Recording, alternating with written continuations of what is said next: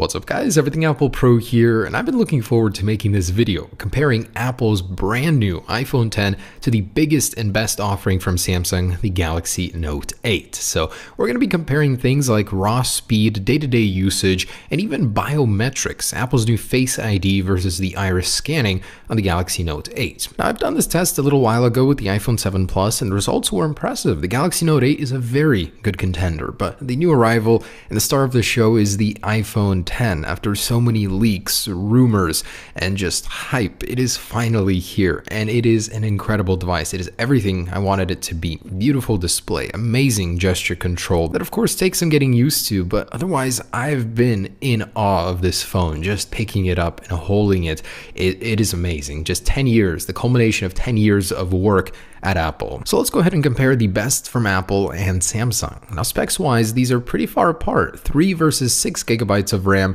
and a 6-core versus 8-core processor. They're both 10 nanometer though, so that's pretty even there. So as usual, I will be starting with a real world test where I'll be launching apps in succession of each other to simulate a day with your device. So stuff like Snapchat, Instagram, social media, shopping, games, stuff like that. So enough to bog the phone down, but not to completely cripple it. Anyways, starting with Snapchat, we're just going to run quick Snapchat. Of course, everyone does that on a day-to-day basis, going in Instagram, checking some posts, taking a picture with your camera, which for some reason hesitated on the Note 8, and then jumping into Maps to get some quick directions, and then into Photoshop Express to edit an 8K image, which does take a little bit longer than an average picture you're going to take with your device. So jumping into Minecraft has a slower animation when loading up on the Note 8, and both of these, as you can see, are unoptimized for the displays. They're cropped. The Minecraft on the Note 8 kind of glitched for some reason. And then moving on to Mario Run, which is also unoptimized for that massive Galaxy Note 8 display. Now both of these devices do have on-screen virtual home buttons, so that kind of complicates this test as I have to keep sliding them up in order to make them available. I wish there was a setting just to keep it on there permanently, but iPhone's already on Netflix, getting into the online apps before jumping into Grand Theft Auto San Andreas, the heaviest application I'll be running on here. So the Galaxy Note 8 at this point in time is keeping up. It's at pace with the iPhone X. The animations are quick. It loads the heavier apps pretty quick, but the iPhone X starts pulling off while it's loading Grand Theft Auto. For whatever reason, it really hesitated on this one, and the iPhone X is already on Amazon as it finishes up Grand Theft Auto on the Note 8. Galaxy Note 8 just now gets into the Poker app while the iPhone X is already on SoundCloud, and it's just powering through these. And these are, of course, connected to the same Wi-Fi network, so one doesn't get the advantage of LTE over the other or anything like that. Now the iPhone X is already on the last test, which is a 4K 1 minute and 30-second video. I use standardly for these tests. It is a struggle for both devices. The iPhone X is particularly slow, I think slower than my iPhone 7 Plus even at compiling it, but finally the Galaxy Note 8 does catch up, and I did have to fast forward on this part just a little bit just because of how long it takes for both of these. 4K, most people won't be editing this on their phones, but it gives me a good challenge or show of power on these devices. So the iPhone X finishes with a score of 2 minutes and 47 seconds for round 1, which is honestly not that great, and I've noticed that the iPhone X isn't as fast to respond as my iPhone 8 Plus, mostly because of the new animations. It just feels slow. A lot of the apps aren't fully optimized, but going back into the applications, a lot of the first ones had to be reloaded. Minecraft, Photoshop, those applications just got reset when editing the 4K video. That 3 gigabytes of RAM just wasn't enough for it. But if you really think about it, how often do we edit 4K video, do something so intensive that it resets a lot of the older applications in our place in them? But anyways, it's on Mario Run right now while the Galaxy Note 8 is still compiling that 4K video. It is pretty dang slow with it. It really needs an update to the processor, Snapdragon 845 eventually. Hopefully that'll put it more on an even plane with the iPhone X. So Netflix and all apps after it were remembered. It was Asphalt and before those heavier applications that iOS decided to clear the cache on in order to make room for editing that 4K video, but everything else was remembered. So finished with a pretty great score of 1 minute and 5 seconds for round 2. Now the Galaxy Note 8 remembered everything. It has double the RAM, 6 gigabytes, so all of those applications were saved in the cache, and it needed to do 0 reloading as everything was already there. And that includes the heavier applications too. So I was pretty impressed with that, but even in the first test I ran with the Galaxy Note 8, it did do this successfully. So if you guys are a multitasking powerhouse, you need that multitasking capability, the Note 8 has been the best phone I've ever tested for it. It always remembers what it was doing in the app switcher. So it finishes with a super quick 38-second round 2. All right, so next up I wanted to do a startup speed test. You really never know when you're gonna need that speed. Are you getting chased by the killer and your iPhone is off? So anyways, here we go in 3, 2, 1, and they are off. So definitely not something we use too often, turning our phone off and seeing how fast it'll turn on. But anyways, the Galaxy Note 8 is on Android 7.1.1, not quite Android 8.0, but getting there, and the iPhone is on iOS 11.1, as you can tell with the flashing. Anyways, it is already on and ready to go, while the Galaxy Note 8 is still loading the T-Mobile splash screen, but otherwise, there it is, ready to go as well. I love that they have the same unlock animation. You have to slide up on both, so pretty cool. This one has this where you can slide up and get into all of the apps.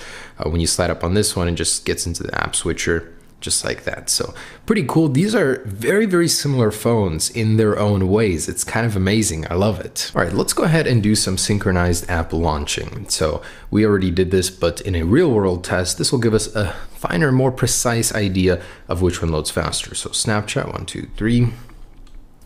And that goes to the Galaxy Note 8. Instagram, 1, 2. Galaxy Note 8 once again. So camera, 1, 2.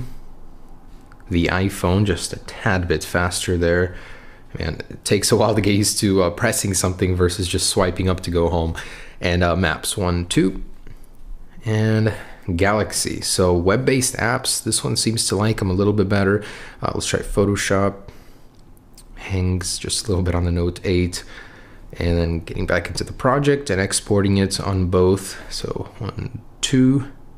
iPhone definitely faster for that one, and this is an 8K image, so it's a little heavier than usual. Minecraft, 1, 2.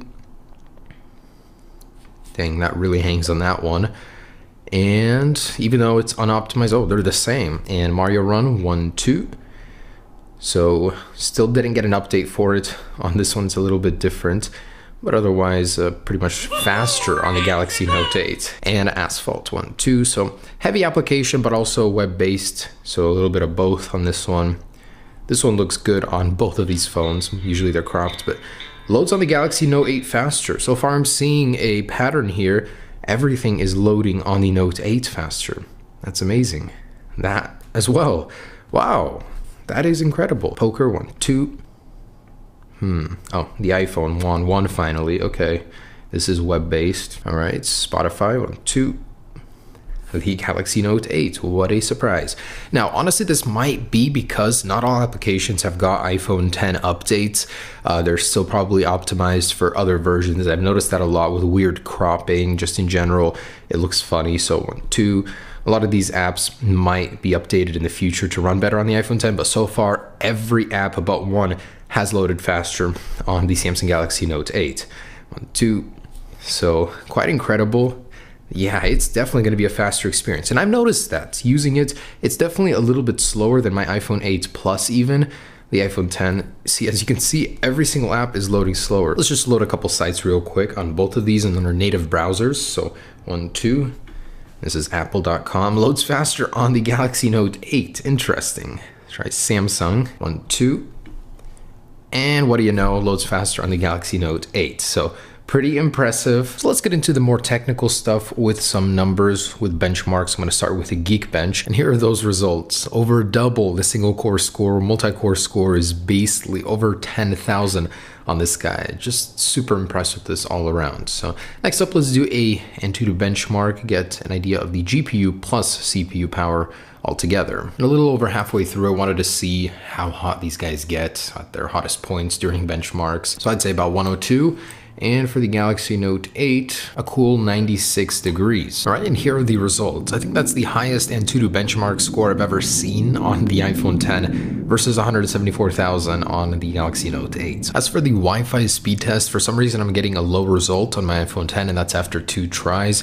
Galaxy Note 8 takes full advantage of my Wi-Fi speeds. All right, so next up, biometric speeds. This one is going to be tricky, but I still really wanted to test this. This would be Face ID 3D facial modeling on the iPhone X versus iris scanning on the Galaxy Note 8. Both have their own weaknesses and strong suits, but let's go ahead and compare them, speed-wise anyways. In 3, 2, 1, and definitely Galaxy Note 8 on that one. Let's try that again, 3, 2, 1.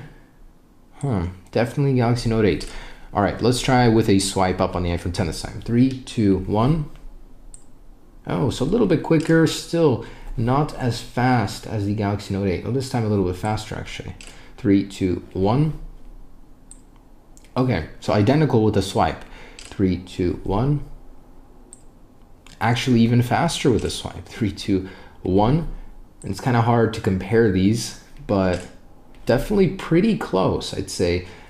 Most of the time, the iris scanner is a little bit faster than the 3D facial modeling, or identical. So pretty close. Definitely not as fast or reliable seems to be, but pretty close. One more time, 3, 2, 1. Yeah, so I'd say the iris scanning is a little bit faster on the Note 8, but still pretty good on the iPhone X. So the conclusion is the Galaxy Note 8 is just as fast, if not faster, as the iPhone X in day-to-day tasks. It's only when doing more heavy things like 4K editing that the iPhone X pulls ahead, although both did spectacular. Thanks for watching, guys. Hope you enjoyed it. Stay tuned for more. Peace.